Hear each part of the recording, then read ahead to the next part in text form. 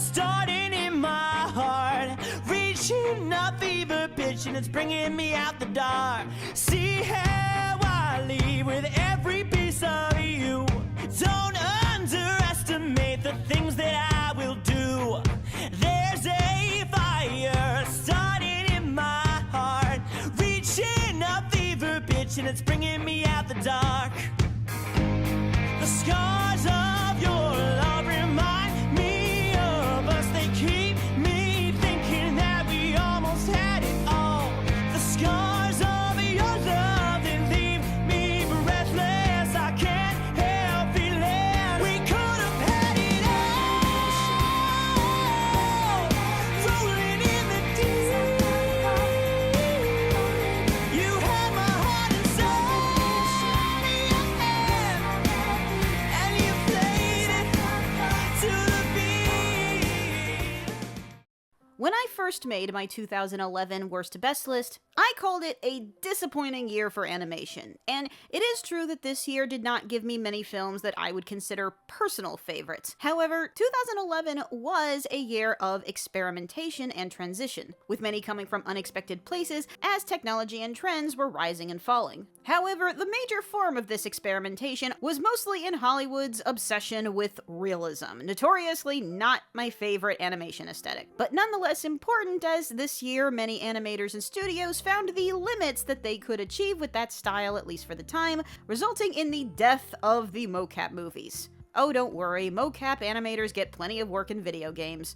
Sure, it's also the animation style that is literally giving rise to the apocalypse, but just for the sake of this list, I can look back at this style as at least an amusing, fascinating novelty, and not even a complete failure sometimes. This was also in the early years of practicing criticism journey, where I, like most naive youths, was laser focused on the story being original and unexpected over all of the other aspects of its production. You know, if it doesn't surprise or emotionally devastate me like a classic Pixar film, then it's basically pointless. And I probably still overly fixate on that sometimes, but now upon re-reviewing these films, I really have been able to appreciate more of them, even if they still aren't personal favorites. After all, there is more than one way that a film can affect you, just like there is more than one way to critique a film, just as there are different ways of thinking. And exercising different ways of thinking is the specialty of this video's sponsor, Brilliant. Brilliant is engaging interactive learning in multiple STEM fields like math, logic, scientific reasoning, programming to data analysis, and a lot more. For each of its lessons, Brilliant uses appealing graphics and animations and even game mechanics to make the lessons compelling and enjoyable. But what I particularly love about it, and sometimes what makes these subjects so difficult in traditional education, is providing real-world context and parallels and even case studies. To me, being able to really apply the knowledge is just as important as making it fun. And being able to get a glimpse of each of these subjects, even at the introductory level, already helps and makes so many bizarre and confusing aspects of life make a lot more sense, which helps when you explore subjects that increase your various ways of thinking. Like, even if I don't want to be a coder, it is certainly helpful as someone who uses computers to see the starting points of how computers think and operate. And it really is for everyone, whether you're someone who's starting from the beginning, whether you're someone who just enjoys a good brain teaser now and again to keep your mind sharp, or if you genuinely want to dip your toe into a new potential field of employment, but can only handle 15 minutes of learning a day. This site is incredibly user-friendly, meets you at your level, and picks up right where you left off each time. There really is just so much you can get out of Brilliant, and you can try it for free for 30 days by going to brilliant.org/sellspecs or by clicking the link in the description, where you will also get 20% off an annual subscription. Thanks again to Brilliant for sponsoring, and I hope that you all have fun learning. This one sucks, get a new one. It sucks so friggin' much, it sucks so friggin' much. How does this look like this in 2011 is what I would say if 2017 didn't give us Norm. Before, I had never seen the original Hoodwinked, and that was a shame because while it's not a masterpiece, it is a solid absurd comedy based on twisting the story of Little Red Riding Hood into a crime investigation, which I think is one of the best twists on fairy tales any movie has ever done. Even for the time, the animation wasn't great compared to its competitors, but it was functional enough for a new studio, and premise was was definitely solid enough to endure it. But not only has the animation not improved a noticeable ink in the 5 years between releases, which might have been intentional to retain the visual identity, but nothing else about the prior movie was retained in its sequel, certainly not its cleverness or its charm. There are still a couple of mild fairy tale twerks, references to the first film, and sure, no one's gonna say no to more Warburton as the big bad wolf. But the story is lifeless. Granny gets kidnapped for a super secret recipe because her character was so capable that they needed to find a way to cut her out of as much of the story as possible. And then Wolf and Red spend the entire time fighting while alluding to a past history of being partners that the audience has never seen. So the audience doesn't care about this fight, Except that it makes the characters very annoying and unpleasant. I would have put this in bad Disney sequel territory, but at least those movies are nice to look at. I'm a Martian! Boom shakalaka. I'm a Martian! Alongside John Carter, Mars Needs Moms is one of the biggest bombs in Disney's history, and the last of the mocap animated films of Zemeckis' Image Movers. And easily the ugliest thing it ever produced, which is easily the biggest contribution to its failure. It is still one of the most uncanny valley, unappealing animated films ever released. The character and alien designs are butt ugly, that's universally agreed upon. So the question becomes, if this was given a different animation style, would it be considered a better film? Very likely, but that is also far from its only problem. The premise of a kid going to Mars to save his mom from aliens is a classic sort of adventure, but the film is slow, and his accumulated tagalongs of human Gribble and alien Key are incredibly grating between Gribble's 80s slacker dialogue and Key's broken alien English. But then the reason why his mother was kidnapped and the whole story being told with the alien society is honestly pretty gross. It's basically a G-rated version of the Rick and Morty episode of the planet with the divided genders. For all of the reasoning that the reason we banished all of the men was because they didn't want to do any work in raising the children, they themselves didn't seem like they wanted to raise the children either. It does have that one very emotional scene between the kid and his mom, but that is hardly enough to save this movie. Rhythm. No, I ain't got rhythm. I said I ain't got rhythm. I ain't got rhythm. Happy Feet is still one of the oddest hits of the 2000s, especially for how overtly sexual it is. Still, that was probably my favorite movie of that year. Granted, Happy Feet 2 isn't that as much, but it doesn't have much else unique about it, except for its still stunning visuals, even while being photorealistic. Doesn't do much for expression work, but it's still entertaining to watch. And it being another jukebox musical. And it is a mite more enjoyable than I remember seeing it at first, especially when it comes to the baby penguins, and if you just wanted to see Robin Williams be Robin Williams. I remembered the krill feeling incredibly random at the time, and maybe it is because I'm older, so now the whole existential crisis subplot is a lot more funny. But even though his intentions are earnest, I'm not completely thrilled with what they did to Mumble or his son Eric. The first movie is a pretty classic ostracized for being unique story, where the ostracized returns and saves his entire community with his uniqueness. In the second movie, Mumble struggles with being a dad when his spawn can't seem to sing or dance, but is still basically the main character as it's completely unwilling to remove Mumble from his prior savior status, rather than truly allowing his son to have his own story. Everything that he's going through, including his lack of talent and his worship of a false idol flying penguin, are instead obstacles for Dad Mumble to deal with and show off how patient and awesome he is. Easily the biggest problem is that this is very much a make a sequel because the first one made a surprising amount of money and no one knowing what to do with it. The entire premise of the first movie gave a reason for why it was a musical, whereas here there is negative reason for this to be a musical. So now those numbers feel very overly long and out of place. The movie's cinematography and music really tries to amp up this fairly small-scale story to the point it's kind of hilarious. Easily most of the runtime dedicated to the music could have been cut in half, and that's speaking as a musical fan. This did feel like this time they were struggling much more to figure out where to put in the musical numbers, so they end up in very odd places. This could be kind of funny as a novelty watch with some sparing moments of genuine enjoyment, but not a high recommendation.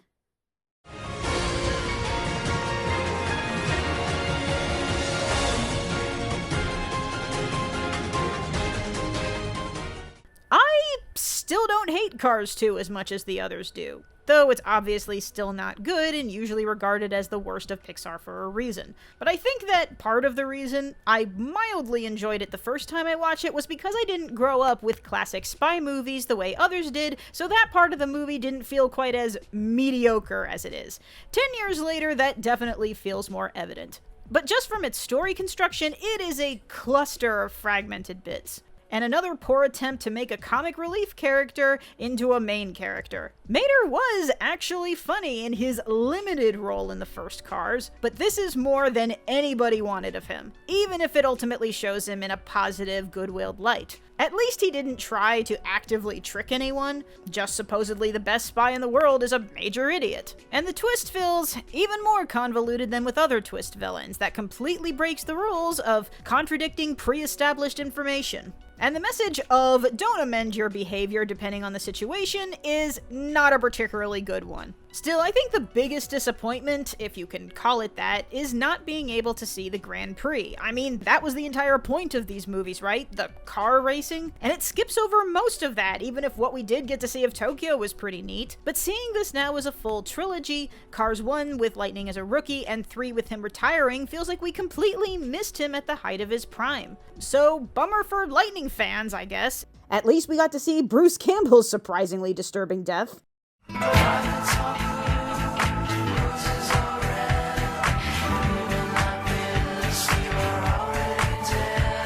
When you think about it, it's odd we'd have such an aversion to garden gnomes in an animated film when we've had appliances. Either the 2D animation makes it less jarring, the Romeo and Juliet story on top of it feels like a stretch, or because we have such a stigma with garden gnomes. It's probably the last one. Made by a combination of Disney's Touchstone division and Elton John's newly formed film company. Apparently, after Lion King and Road to El Dorado, he decided to make his own film company of movies that would only use his music. Romeo and Juliet is harmless and even somewhat cute, barring a handful of atrocious puns. Because the characters are largely straightforward and innocent, it makes the movie feel way more genuinely dramatic than it has every right to be. Like, the two leads are genuinely sweet most of the time, the handful of nods and jokes to the original story, turning the family's fights into lawnmower races. And you know what's actually probably the biggest adult appeal? Those are gorgeous looking gardens. I do want a handful of these pieces. Originally, I really didn't like the cop-out ending, where we try to avoid the original tragic ending because kids movie and by throwing in a statue of the literal William Shakespeare. It felt a little disrespectful. However, in truth, while I don't appreciate the specific way that they phrased things, like calling the original story rubbish, I actually do think it's kind of brilliant to use William Shakespeare and the allusions to the original story as foreshadowing and ominous tension for the film's climax. But no doubt this film would have gotten infinite more respect if it had managed to stick with the original ending. And also if they somehow didn't try to make a sequel out of this. Just the same old heroine, just a rerun heroine. Children of Lost Voices has more than once been described as Makoto Shingai trying to make a Ghibli film, and yes, that still feels accurate. Though this was early in his career, so it is understandable if a Ghibli imitation might have seemed like the easiest thing to have gotten greenlit.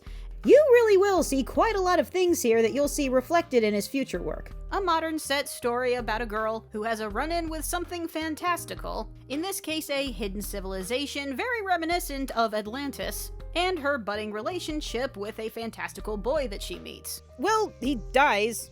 I guess that's different. But the main gist of the story is the hidden fantastical indigenous coded culture versus the greedy colonizers.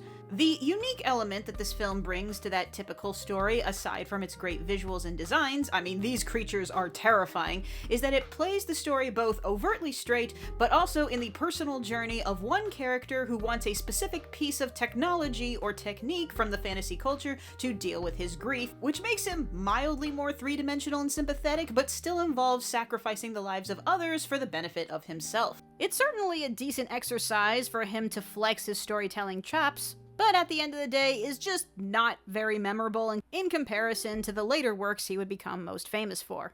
Down by the sea, living nice and proper by the sea.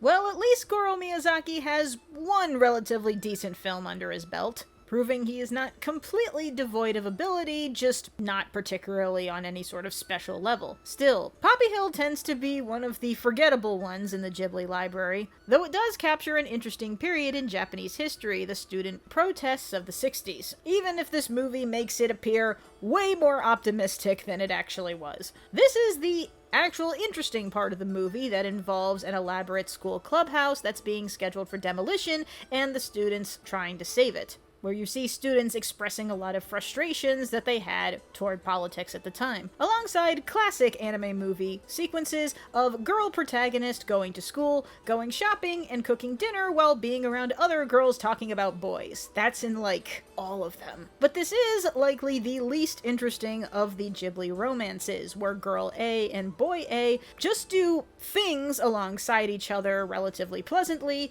which is not a bad start to a relationship, but then only developing an interesting dynamic when they find out that they might be siblings. A misunderstanding with an incredibly simple explanation that it takes them forever to get to. For people who like Japanese history, it is nice to see this idealized school life in 60s Yokohama, but that's kinda it. I said you're holding back. She said shut up and dance with me. This woman is my destiny. She said ooh, ooh, shut up and dance with me. As much as I do mourn Blue Sky, I can't pretend I was a major fan of the bulk of their work. They did tend to be the film of the year that I always forgot existed. Though Ice Age did have some comedic chops, and Rio was a major step up for their animation between the colors and the dancing and the flying scenes, and certainly their human designs. The music numbers are by far the most fun, but this film feels more like a collection of gags than a story, and I didn't particularly care for any of the characters, particularly the lead. Still, it is very pretty, and it is passably watchable. The cat came back, they thought he was a goner, but the cat came back, he just couldn't stay away. Some would say it's inevitable for the first Puss in Boots to feel underwhelming after its sequel somehow managed to turn into one of the best animated films of all time, but honestly, I was never that crazy about this movie, but I think it was partly because it just felt like such a vast departure from the rest of the Shrek franchise. This movie is not particularly funny, it pretty much is a straightforward Zorro but a cat adventure, just in a world of fairy tale stuff. However, that's now seen as a genuine asset to be able to take itself seriously. In fact, that it takes itself so seriously makes some parts of it incredibly funny. I really do have to give it to 2011 for this surge of classic adventure films.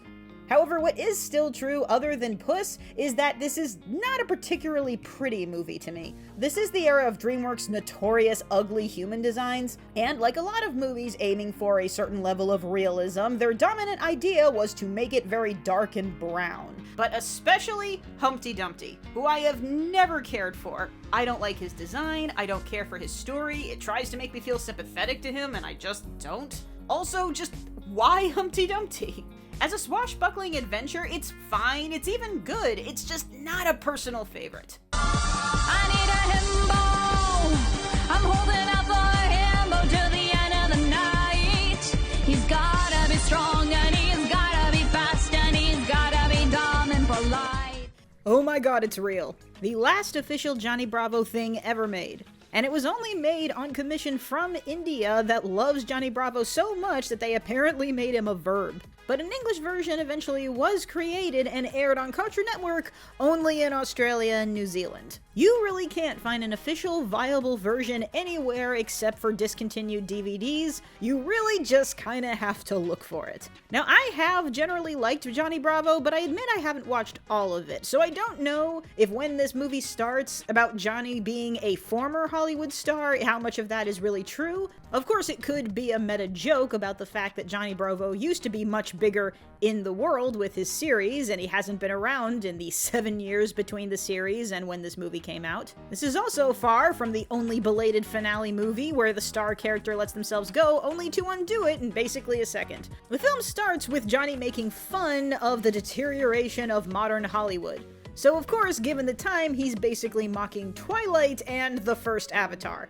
I know the situation today is much more numerically dire, but just goes to show that people have always been saying that Hollywood is going downhill pretty much since it's existed. But then Johnny hears about Bollywood and tries to give that a shot. And of course, he thinks it's in Indiana. He gets into a beef with currently Bollywood's biggest star, steals the secret for his success, becomes a big, massive success himself, only to fall into every show business trap, being manipulated by agents and executives. But of course they are no match for Johnny's tenacity and lack of understanding about anything going on. I hardly think that this movie is peak Johnny Bravo, but obviously for people who miss it and haven't seen it, this will feel very refreshing. Johnny is as iconically Johnny as he ever is. I know that Johnny Bravo is one of the top things that people point to when they talk about things that couldn't be made today, and certainly not. Have you seen this blatant X-rated material? Why couldn't they be more child-friendly and just shoot somebody in the face? Nonetheless, everyone enjoys seeing a classic Lost episode.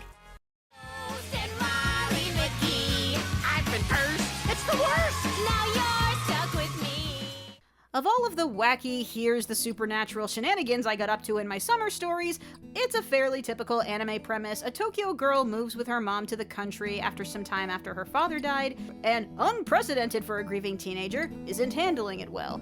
Especially since the last thing she said to her father was that she didn't care if she ever saw him again, but whose life is turned upside down when she's suddenly able to see spirits that no one else can see. When the spirits aren't there, it's a very grounded, pleasant slice of life story. The yokai themselves are fun, bumbling, comedic personalities that give the air of newbies on a job, given a task and have no idea how to accomplish it, so their priorities and methods seem to change on a dime every second. And ultimately, it does make them very endearing, and it's particularly funny in a modern context because one of the yokai is voiced by Dana Snyder. So this is basically a reverse Ghost and Molly McGee situation. Coat pants with stripes and cutaway coats, perfect fits. Putting on the red. The list of family films of characters having fun with or trying to hide a sentient non-human from authorities and the public is a very long list. As such, unsurprisingly, Monster in Paris doesn't quite touch the surface of said list that houses E.T. and Iron Giant. However, it does have its own charm. In what I assume is an industrial-age Paris, what is literally an overgrown flea that is surprisingly good at playing the ukulele becomes the comrade and accompaniment of a beloved singer and her associates, while avoiding pursuit of the authorities. It's pretty much not any more complicated than that. My primary takeaway is being impressed at how appealing what looks like a monkey-beetle hybrid looks. Both unnatural, but adorable. On top of being a decent dresser and a good musician, if you were grading these movies on just the non-human entity itself, Franken could give E.T. a run for its money. Its villain is as mediocre off-brand Gaston as one could get, and while no one would probably be able to pick the main three out of a lineup, they have pretty good chemistry and appeal in their own right. Raoul and Lucille are that kind of antagonistic, totally into each other couple, but one of the least annoying because they are ultimately friendly and they don't fight when there are actually important things happening. Somewhere there's a list of every movie set in Paris where the third act involves a fight or chase scene on either the Eiffel Tower or the Statue of Liberty, on which Monster in Paris would certainly beat Ballerina and most episodes of Ladybug. I was surprised at how much I liked this. But I'm only human after all. I'm only human after all. Don't put the blame on me. Don't put the blame on me. After years of South Korea's animation talent being usurped by outsourcing, in 2011 South Korea's own animation scene started to emerge, with two significant critically acclaimed entries. King of Pigs is about as horrific as an animated film can be, and pretty much when you know the subject is centered around school bullying, it makes all of the sense. Two estranged classmates meet to talk about their old friend that passed away and recalling the immense harassment and torture they experienced in school that led up to it. The animation does appear rough and dated, but the semi-realistic nature of it adds to the unsettling, horrifying nature, including the fact that these are very real things that not just humans, but kids do to each other. And it does not hold back at all at just how cruel and violent and disgusting these boys can be to each other. This is definitely not for everyone, but it is one of the early works of the director of Train to Busan, which might make sense given some of the follow-ups. King of Pigs also recently came out with a live-action drama in 2022, where it's reframed as a police procedural given a current string of murders tied back to the events at the school. Which I have not seen, but will estimate that it might be a bit more palatable version of this story, at least to look at, but would lose a big part of the horrific impact of this film. Deep in the 100-acre wood, where Christopher Robin plays. The last of the 2D Disney animated films. For now, hopefully. Originally intended to be more like its studio predecessor from '77 and having multiple short stories, eventually just turned into one entwining story that is only an hour long. Though you can still see its inspiration in employing more meta-narrative devices about the story taking place in a book. And though it's beautifully animated, of course, it is a shame how the bright digital coloring takes away from some of that nostalgic storybook look. At the time of its release, I found this movie to be a grateful palate cleanser of quaint 2D charm after all of the epic uncanny valley realism, and in comparison to some of its other films, this one is particularly funny, especially when they get trapped in the pit. And whether it's to some people's taste, the characters are also a little bit more silly and animated than they usually are. But I admit that narratively, this one doesn't stand out much from the other movies. Not just because it's so short, but because the details about its story are not really any more elaborate than the usual staples. Pooh wants honey, Eeyore is sad about something, in this case having lost his tail, which I feel the shows have done several times by now. Not to mention that overall, this is pretty much an at-home rushed version of The Search for Christopher Robin, complete with Owl mispronouncing and inventing a sinister entity that everyone spends the rest of the movie freaking out about. Wait, is it really officially just called Pooh's Grand Adventure? How boring. But of course there is still a lot of appeal and enjoyment in the Pooh Corner characters just being themselves. It has its cute and short, if not terribly memorable music numbers. And of course, I'll take Tigger and Rabbit in whatever form you will give them to me. Wait, no, I take it back! Speaking of which, can I just say that Search for Christopher Robin is much scarier than this horror movie? Though the opening animation is very cool, obviously. Take you for a ride. There's the most in China. Tell me where in the world is Carmen Sandiego. The rare PG-13 adventure animated film. At the time, this did look the most convincing out of the other motion capture films by trying to blend the realism with the designs of the beloved comic. Which I can't say definitively whether it was successful, but it was distinct, giving the film a literal once-in-a-lifetime look. A rough but amusing balance that was also present in its script, as like the TinTin series, it swung between pretty goofy and absurd comedy, like the two bumbling cops and everything Haddock does, with some pretty intense stakes as Tintin gets swept up by a group of criminals in search of a treasure map. Many Letterboxd reviews called this a better Indiana Jones film than the last two, and it definitely hits that vibe most of the time. In the end, aside from the visual gimmick, I don't think the characters or story was done any favors by making it photorealistic, but then sometimes the gimmick itself is the reason it exists. Except for the people allergic to anything that looks too childish, even though Tintin is anything but. And I'm not a particular fan of the story hack where the character only knows something because of a dream, or in this case, a stupor. But is it worth it for a cool pirate fight? I'm kinda torn on that. And with all of the emphasis on ancestry, you would have thought this was originally a script for a Detective Conan movie. Not flawless and not a personal favorite, and apparently a bit of a clumsy, mismatched adaptation, but it generally succeeded in what it tried to do. Serving both as a classic throwback adventure, and for being the only film of its kind, it definitely deserves some special notoriety. Still didn't make a lot of money, hence the lack of a sequel, but it made more than the others.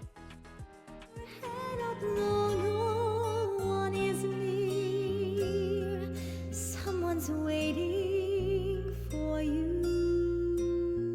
The other 2011 South Korean animated accomplishment. Some reviewers describing it as Chicken Run meets Watership Down, which isn't completely off the mark given that this movie is more unexpectedly violent than the average anthropomorphic animal film, does put special focus on a character that does die halfway through, which is unexpected. We tend to kill our characters at the beginning or at the end, unless they're Mufasa. The Chicken Run comparison is apt, as our protagonist is a chicken trying to run away from the tyranny of the farm. However, most of the story is spent with her raising a duck egg, leading to the inevitable heartbreak where he wants to fly, but she can't. If you're a fan of found family emotional gut punches, this is a gem. But Levy's real dark element is how it introduces a predator-prey dynamic that prompts you to additionally sympathize with the predator, leading to a very shocking ending that was edited out of some of the English releases. There is a whole saga of localization edits with this film, including the title, which in some areas is called Daisy, but at least it made it over here.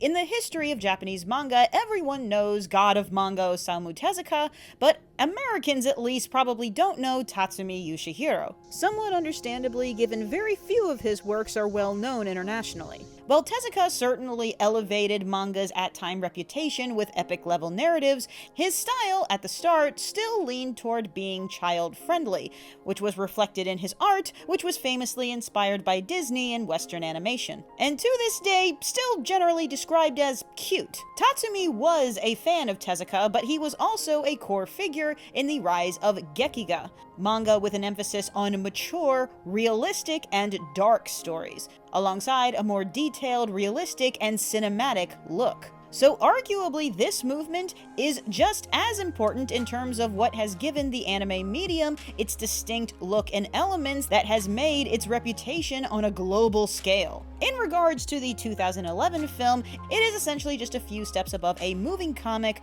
covering an abbreviated portion of Tatsumi's own autobiography, A Drifting Life, and yet it leaves a very strong impression. It is peppered with personal anecdotes and sentiments, however, it doesn't quite go into a massive amount of detail about the development of Gekiga, much more than we wrote our intentions into papers, nobody took us seriously, and like all visionaries, we didn't get the credit or respect we were owed until decades later.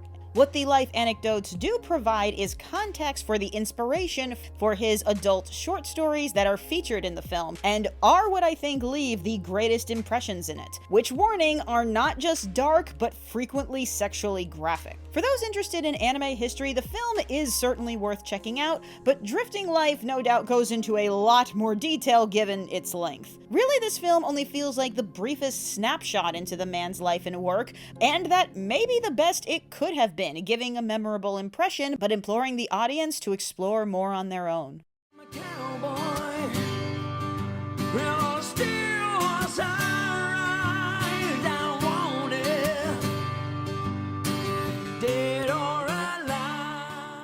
Another one where me at the time wrote Rango off for being just another liar revealed. But this movie really is a delightful trip. I'm hard-pressed to think of another Western that feels as Western as this. Obviously, it's exaggerated, and aided by using anthropomorphic desert animals. In this case, the hyperrealism does still at times look off-putting, but given the movie itself has a very surreal tone, it helps for how odd and dirty and grimy it looks, and I can honestly say I can't think of another animated film that looks quite like it, and that's an accomplishment itself. Rango, pulling from his desire to be an actor, coming from his lack of personal identity, and inhabiting his role as an unstoppable gunslinger to the 11th level, is both hilarious and ranks up an uncomfortable amount of tension waiting for the moment where it all falls apart. And to me, this is even a better reveal moment to others, just because Rattlesnake Jake is so intimidating and no one pulls the "you lied to us" card. And once again, proving the amount of darkness and violence you can get away with in a PG film, as long as it has talking animals and you don't show blood. But another one that pulls the "this is the story of how he died, except it's not." Stop doing that! If this is to end in fire, then we should all burn together. Watch the flames come high into the night. Kung Fu Panda 2 is another weird case for me, because when I first saw it, objectively I knew it was good, but also didn't really connect with it because I thought the story was a bit too simple and vague. Sure, it came at a time when the Chosen One angle was very grating, but what really bugged me was telling us upright in its admittedly cool shadow puppet intro exactly what the situation was, and then we were just waiting for him to find out. In general, the dialogue is frustratingly vague if you look at this just from a story and script perspective, but this was also due specifically to how much I loved from the first one, how much they fleshed out the concept of the Chosen One, whereas this one, it did it almost too simply. But when I removed the expectation for this movie's story to surprise me, it really does floor you just how dramatic and cinematic this film is. I don't know what it is about 2011, we just really didn't want to be funny that year. The animation, framing, cinematography, action, and music make this a spectacular watch. The scenes with Poe and his goose dad are up there with some of the best scenes DreamWorks has ever done, alongside with those end credits, which are adorable, and practically goes without saying, Gary Oldman is up there with one of the best villains ever, not just in the franchise. A character where they do manage to show shreds of emotion, but not forgetting that he's a murdering psychopath. You would never expect a peacock to look so threatening. And always a tick for me, still could have used more involvement from the Furious Five, but at least we got to see them fight together and see some of the combos they came up with. I may not love it as some others, but it is definitely one of the most impressively cinematic films that DreamWorks has ever made. If I could paint the world the way I want to see the world, then that's the world that I would want to be in. I really do love European magical realism. In one painting that is unfinished, there emerges a social divide between the painted figures that are finished and the ones that are incomplete, and the ones that are just sketches. But if that kind of class division allegory sounds a little too simplistic and on the nose, where it gets interesting is where the characters are able to travel outside of the painting to other paintings and even into the real world itself, throwing in a good dose of existentialism. Obviously, I would connect to said painted figures if they were actually painted, aka 2D, but considering the year this came out, the painting was actually one of the best first instances of the 2D-3D hybrid model, meaning that Spider-Verse owes it some thanks. Still, it manages some beautiful artwork and some touching character interactions as they bond with other paintings and share their discoveries as they try to find the artist to finish his work or decide if they even still need him. Aside from Ernest and Celestine, I think this is one of my favorite of all of France's animated films, making it incredibly weird how little this appears on Best French Animated Films list. I have seen Arthur and the Invisibles come up more often than this. That's embarrassing.